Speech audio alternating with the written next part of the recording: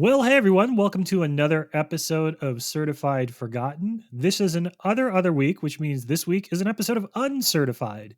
You've got me, you've got Matt Donato, and you've got a relatively contemporary new horror release that we're going to talk about in 30 minutes or less. And this one I think is going to be fun because it's a filmmaker that Donato has some on-screen history with, somebody that you have a lot of good, positive, happy feelings with, correct? Good, positive, happy. We love this. Yeah. We are pro the filmmaker we will get to. And it is a week of us. And I think you're going to get another week of us too, just to prepare you. This might be 2 weeks of us in a row because I highly doubt we're going to fit any guest episodes in during Fantastic Fest.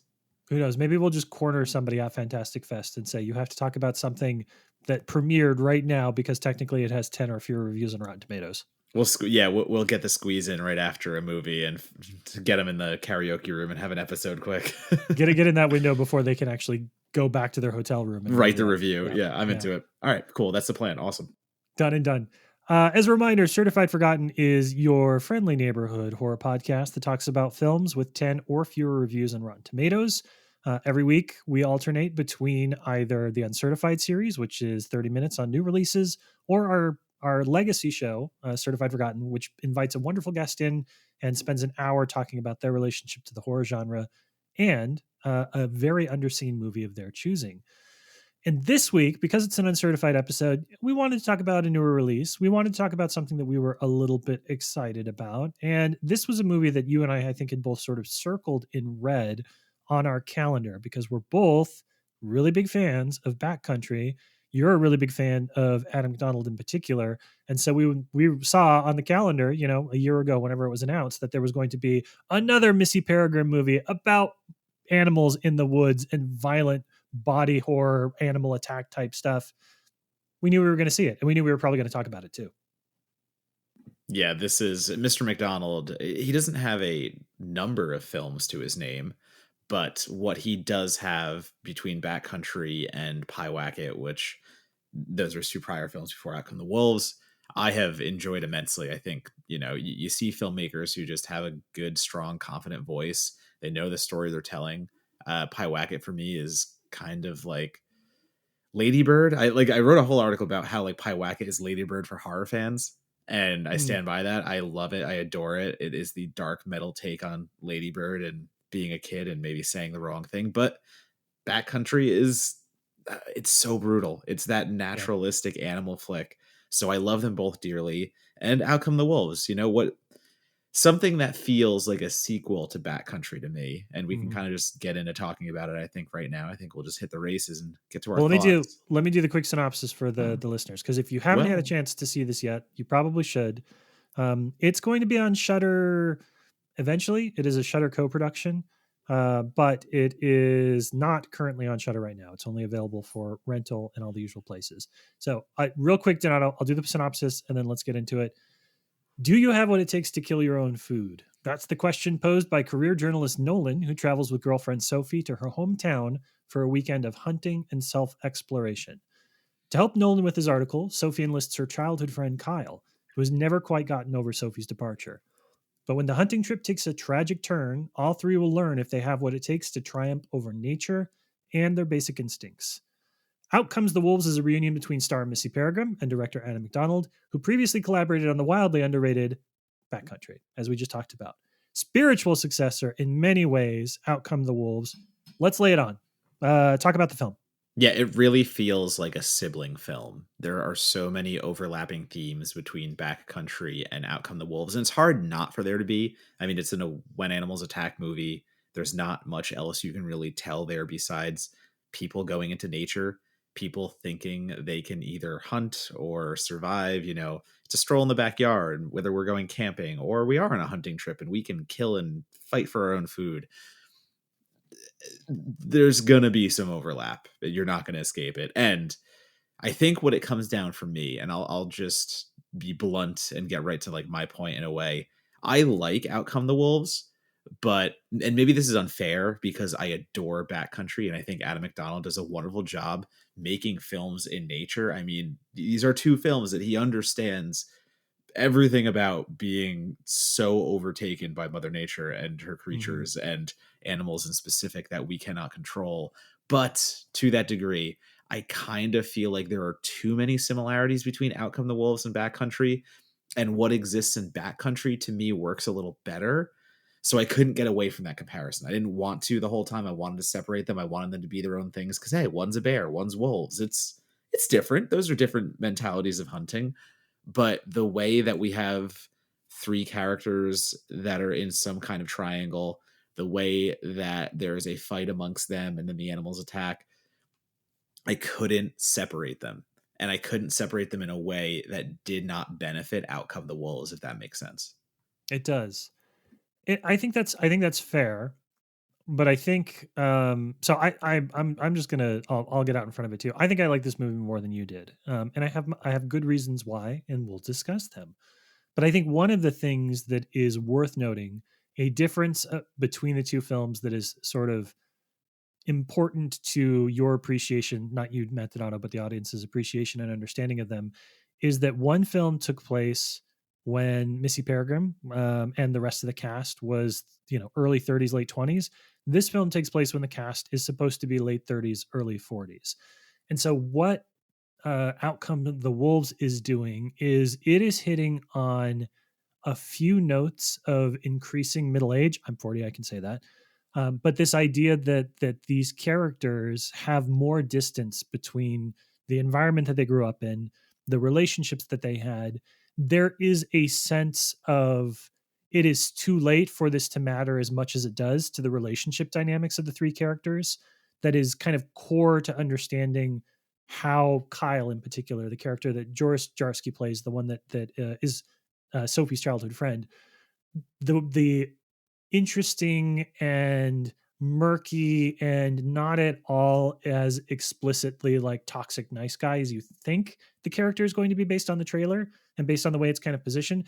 There's just a lot of complex stuff, I think, that the movie doesn't spend a lot of time developing, but gets a lot of mileage out of, just because you've got three characters that are at a very different point in their lives than the similar characters were in Backcountry. So that's an important distinction for me, is the notion of like Missy Peregrim's character at 40 in this film feels similar, but also further down a road than her character did in Backcountry. And that tinges everything with just a little bit of fatigue or a little bit of sadness, just that like little bit of growing older and losing your roots, or, departing from a former life of yours. That played really well to me, but I have a lot of like personal reasons in my life why that stuff would play out for me too. Yeah, so I think what I want to hone in on that you just said, I agree with what you're saying, uh, but where I think I differ is where you mentioned I wanted this to be more impactful. You say they don't develop the triangle between them. You don't really develop the characters in a way that is completely full. And I felt there was more care put into Missy Peregrym and what is happening in the first film versus what is happening between these three people in here. And in the first film, it is largely just a two-person show, let's Yeah. say, and it very much turns into a one-person show, but you do have the interloper, and there's that wonderful camping scene where he's clearly hitting on Missy Peregrym, and there is the tension between lovers. And what we get here is a more overt and in your face version of that, because you have a couple. You have the journalist and the Mhm. survivalist, and then you have the best friend, the toxic friend that or sorry, is played as the toxic friend. You don't know their intentions, oh, I was supposed to come with my girlfriend, but I didn't. I was supposed to, hang out with you, but also take your boyfriend into the woods. Right. There's a lot there that I don't think they've really pull a full story out of. And that's my biggest struggle. My biggest struggle is that this is a character piece among, actually, like, first and foremost, the wolves are Yeah. there, but this is very much dissecting a relationship between best friends and how the romantic element fits there. And two alphas, let's say, there's the scene of the journalist boyfriend and the best friend sipping on liquor, and there's a dick swinging competition. This is Yeah. about who is the alpha and who's the predator, but I never felt like it was all that emotionally impactful. I never felt like we really got to the bottom of all that, and it felt more soap opera-y than the original. The original kind of cuts to the point. We can see feelings for as they are, and they're messy and all these stuff. And like the only difference here is that Adam McDonald's working with a different screenwriter. So Adam McDonald and Joris Jarsky, who plays the best friend, they came up with the story along with Anuka Akuma, I believe. I hope I'm pronouncing that right. But the screenplay is done by Okuma, and it's just not as sharp. I don't want to really like specify one thing. I don't want to single one thing out, but that seems to be the difference. And it was harder for me to go through this story where the beats feel a little in your face is the way I want to say it again. Like they're playing more of the Hallmark beats than they are anything super subversive or subdued. And it just became a little obvious at points to me. I struggle with the characters. So I think Yeah. that's where I struggled more to say I liked the film, but I just wanted it to be more backcountry in those character elements. It's funny because I kind of came out on the opposite side of you, which is that the film to me felt underplotted. Like there's not a lot of, you speak about big moments and stuff, right? There aren't a lot of like the characters aren't super substantially different at the end of the movie. There isn't a lot of transformation or character progression. You know, it is sort of like a horror fueled slice of life of this like wilderness thing that they go through. But there is an element to, again, to tie it back to like the fact that this is, you know, horror, millennial horror for 40 somethings, right? There is an element of that which rings true to me, which is you get to a certain point in your life, you don't get to have like massive cathartic moments anymore. You don't get to have that scene where you're like, no, I was never meant to be with you, I love this other guy. Like you just kind of have to let the hand that you've been played play out and do the best you can with it. And again, I'm reading a lot into this, right? Like I think that because so much of this is about performances bouncing off each other, I think we absolutely put as much of ourselves as we want into these characters. But what sort of worked for me is the fact that there isn't any, you know, I appreciate the person who likes story and plot in me wanted there to be bigger swings and speeches and like those kind of moments that I was looking for. But there was a part of me that really appreciated the fact that there is just like a lot of character mood.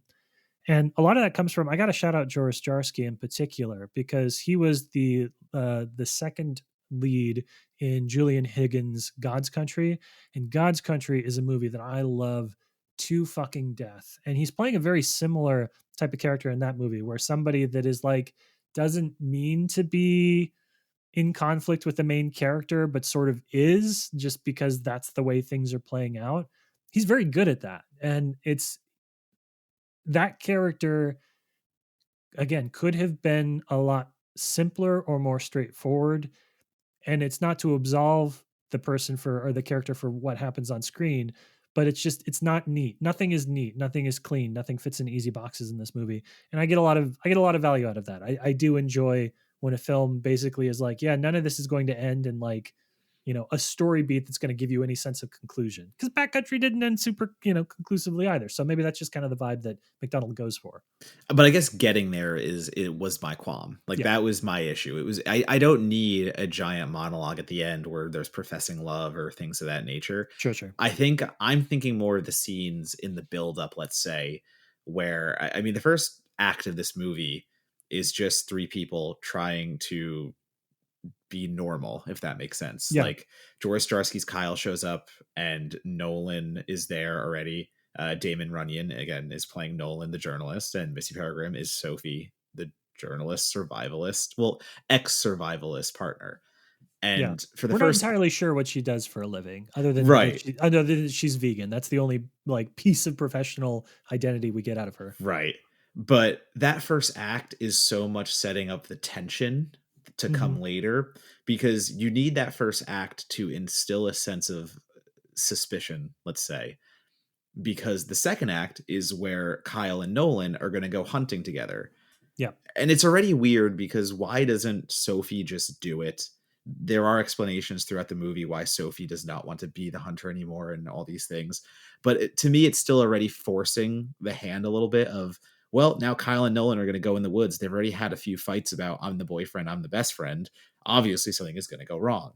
Yeah. And the moments that get them to that tension, there's one or two beats where they're doing dishes and so obviously flirting and like, sorry, Kyle and Sophie are so obviously, oh, best friend flirting kind of stuff. And the boyfriend just has to sit there and watch it. And there's times where Nolan is just overtly the fuck you, buddy. I'm the big dog around here thing. And it's like Kyle didn't even say anything. Like what that's the stuff I'm talking about. I like when it gets in the woods. Rogers Yeah. likes when it gets in the woods, obviously. Rogers loves the woods parts. But I struggled more with that first act to hone in on more what I was meaning about like characters not being fully developed.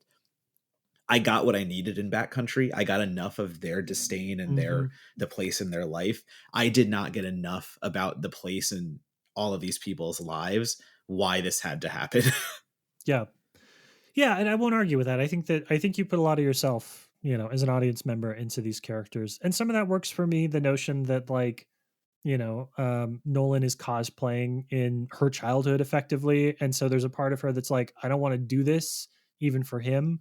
I'm not going to go back to like hunting and doing these things that I've stepped away from just because he like wants to blue collar slum a little bit to like discover his identity. There are these elements that are present, but how much of that works for you was something that you kind of have to tease out. It's not like they're serving up to you. Um, what I will say, talking about the first act and the second act, there's a lot. First act is going to be I don't want to say divisive, but your mileage may vary when it comes to where you sit with these three characters. Donato and I think are pretty much that range of like it's fine to like it works pretty well. Um, I want to talk a little bit about the second act too, because one of the most underrated, you said it earlier, one of the things that MacDonald does better than anybody else is he knows how to shoot in nature. And I think that this was such a great exercise in not a heck of a lot. Like this is almost stock footage. I just watched Ed Wood, so I'm kind of thinking of the like you could make a whole movie out of these wolf shots. Like show the hunter in the wood and then cut to the wolves eating a deer. Uh-oh, what's going to happen, right? Like so much of this is basically there are like it's almost, I mean this endearingly. It's almost cartoonish some of the animal attack scenes that are basically just like somebody like playing with a pelt on them, but it all has stakes and it all feels really good because MacDonald is playing with the soundscape. Like the movie feels, especially because we're viewing so much of like the bad stuff that's happening subjectively through the eyes of Kyle. Like he's having a panic attack for better or for worse. And so the movie is sort of like creating a soundscape that makes you feel like audibly and physically uncomfortable with what's going on. And the MacDonald does such a really interesting job of varying the way that he shoots like the dirt bike scenes and the way that characters are driving through the woods. It creates this sense of space that is both expansive and super closed in at the same time. And that's good. That's, man, if I was going to make a horror movie in the woods, this is the only guy I would want to shoot it because he makes that shit come alive. Like again, stock footage of trees and wolves, and I'm like, oh fuck, something bad's gonna happen. That's talent. And also good manipulation of the wolves themselves. I mean, for anyone that is wondering if you are super into I don't want to see anything happen to the animals, you're watching a movie about people having to fight off wolves. I mean, this is the gray, this is the pack, whatever you want to go down. So just letting you know out front, there is unfortunately some stuff that happens to wolvies, but Mm-hmm. it is completely survivalist. It is not anything that is too over the top. And the way that he's able to shoot these beautiful creatures, I mean, just big fluffy babies. I like they're so Yep. gorgeous and multicolored, and the way that we get them racing in the background across the screen, like the hunting specificity of it and the behaviors of the wolves, it goes right along with all those things of shooting wilderness. Yeah.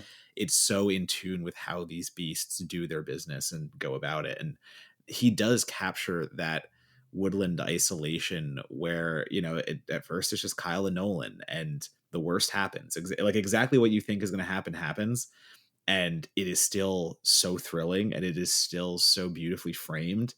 Mm-hmm. Just the thinking about if I was stuck in that scenario, I felt the hopelessness, I felt the fear, I felt every part of what Kyle and Nolan are going through.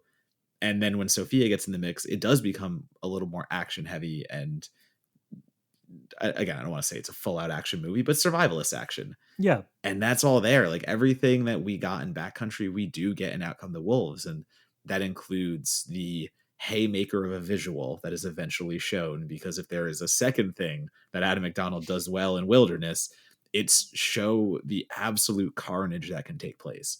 That is just, it's even more an Outcome the Wolves because we have three people fighting wolves, but the shot, the thing we get, it's just as gnarly as Backcountry, and like that's a feat because Backcountry is really goddamn gnarly in that moment. And it reminds me of the conversation that we were kind of having a little bit about the very end on the previous podcast, the previous episode of Uncertified, cross podcast plug there. We were chatting about the final scene in A Violent Nature, which is basically a prolonged conversation between two characters about a bear attack that doesn't lead to, a false dawn moment or anything like that. And I talked a lot about growing up reading like the Grizzly Attacks books, which are ubiquitous in bookstores across Alaska.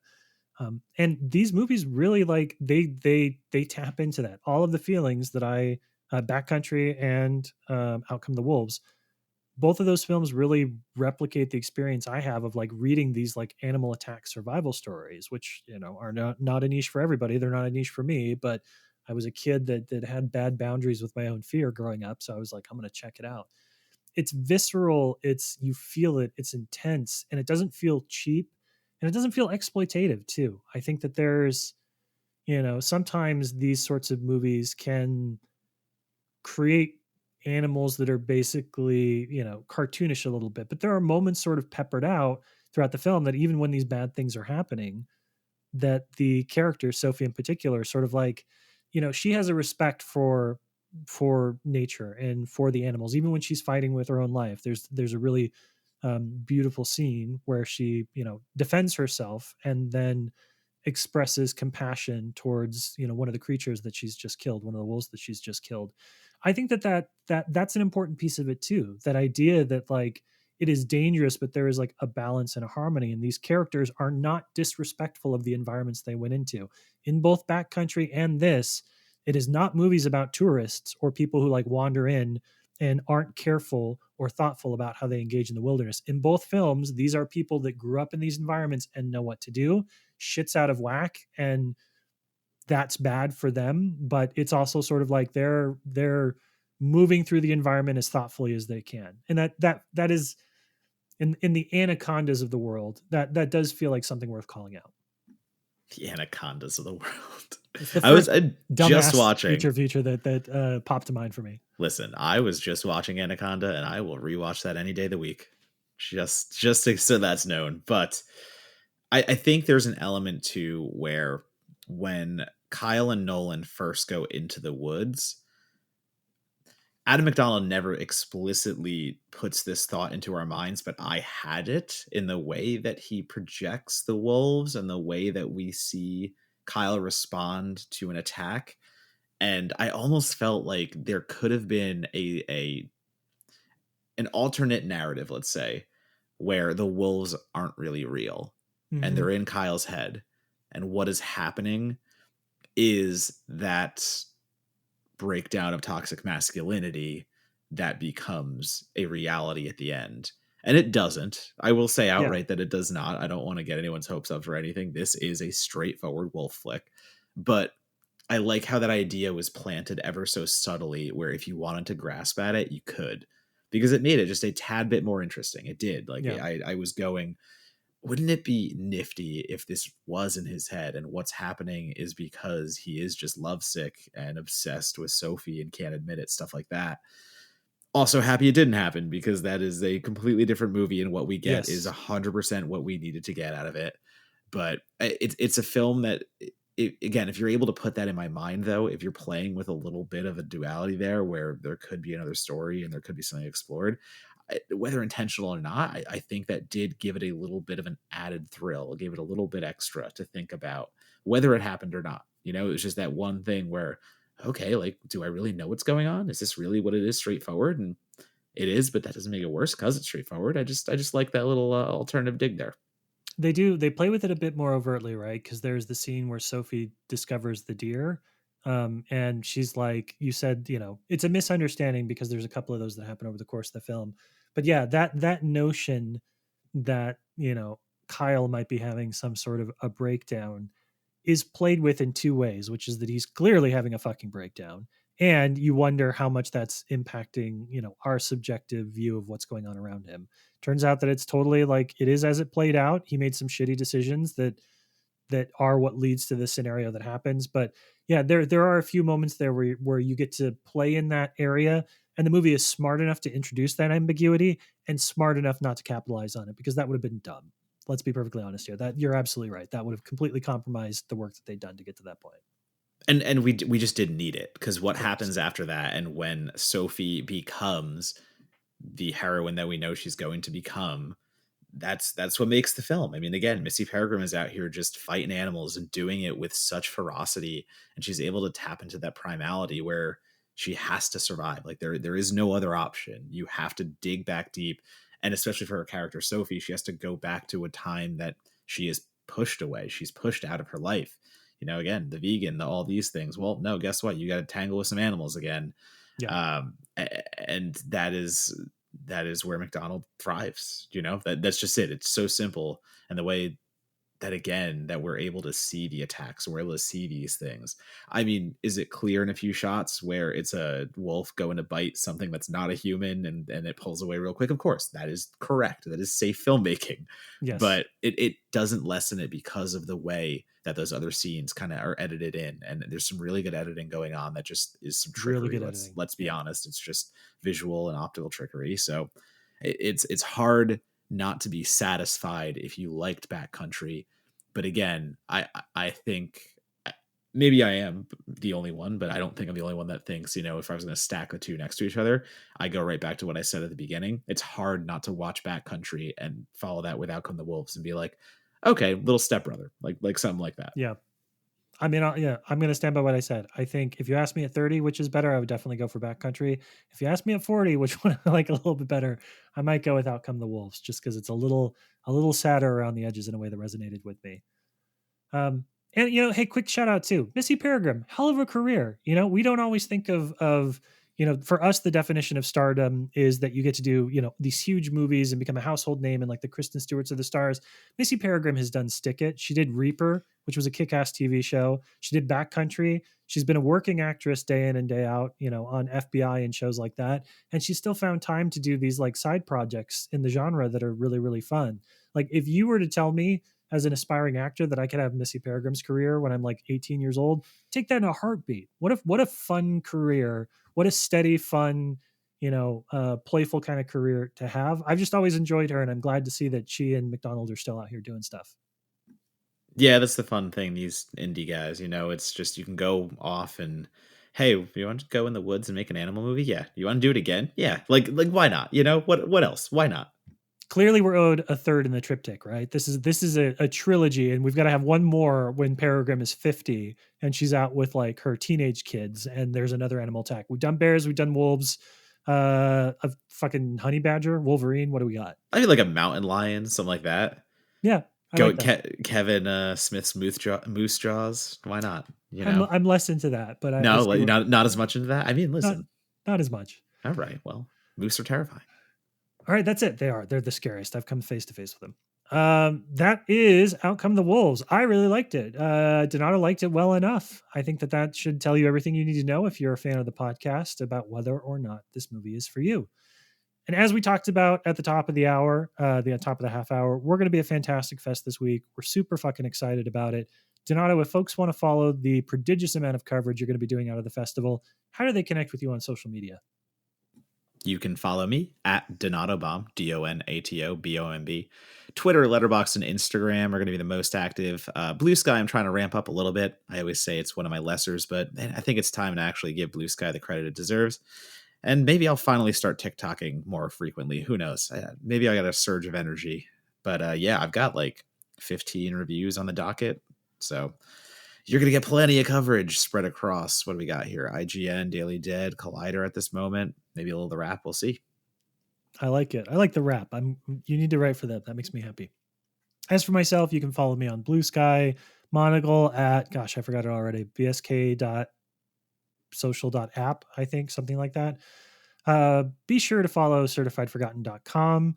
We're going to be publishing some reviews. I'm going to be publishing some original reviews at a Fantastic Fest. If Donato if the spirit moves him in such a direction, he might publish 1 or 2 reviews out of the festival too. No promises though. So, be sure, if you like the podcast, like and subscribe, leave a review. Reviews do not help or it's been studied and said over and over again that podcast reviews do not help their reach. But you know what they fucking do help? They help our self-esteem. They help our joy as podcasters. So leave a nice review, say you like the podcast, and we'll appreciate you forever and a day, at least until we're all out in the woods being eaten because our childhood friends slash one-time flings are assholes. That was a little sweaty. I got a little sweaty there at the end. I'm not gonna lie. But you nailed it still, We somehow. did. Don't worry. If you flop the ending, you call attention to yourself flopping the ending, and then everything is forgiven.